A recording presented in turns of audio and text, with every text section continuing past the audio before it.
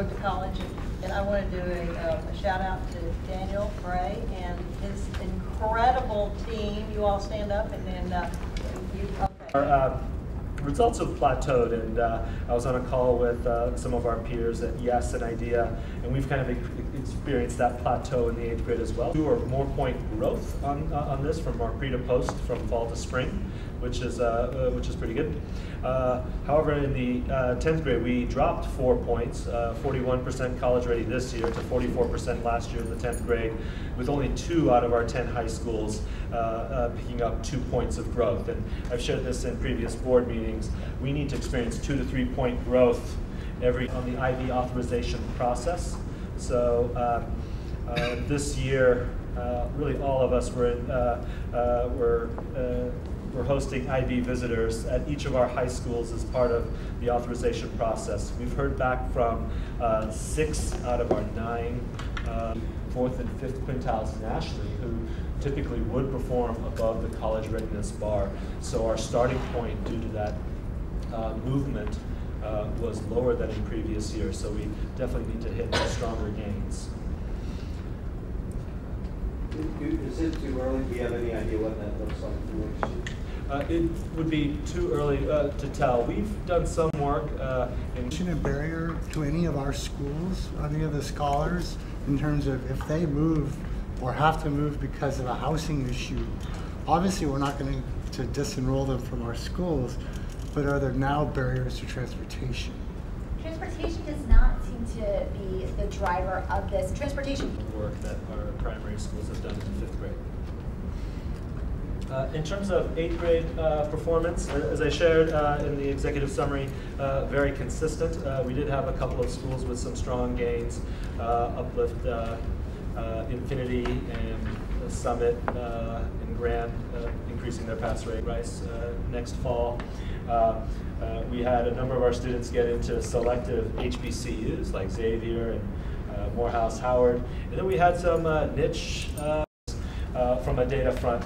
But we need to make sure all of our students apply to reach, target, and safety schools, especially the target in the reach schools, and I'm going to share a data point with you why. We've typically given the guidance of data, and I'll show you in a few minutes why. And then looking at that from school to school.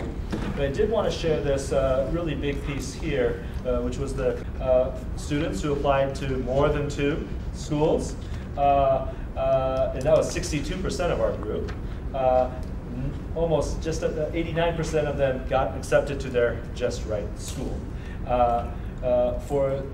Applied to more than 2 reach schools, and 3/4 of them got in.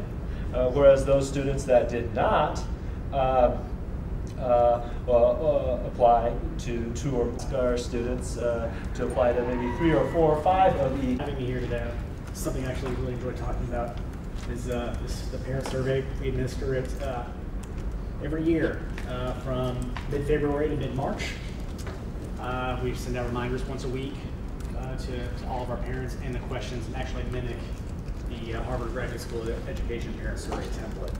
That allows us to kind of compare how we're doing versus other K-12s who administer this survey.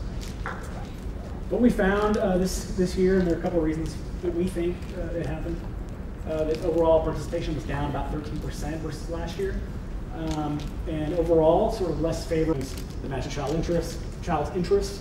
About 50% of the respondents on the survey are primary parents.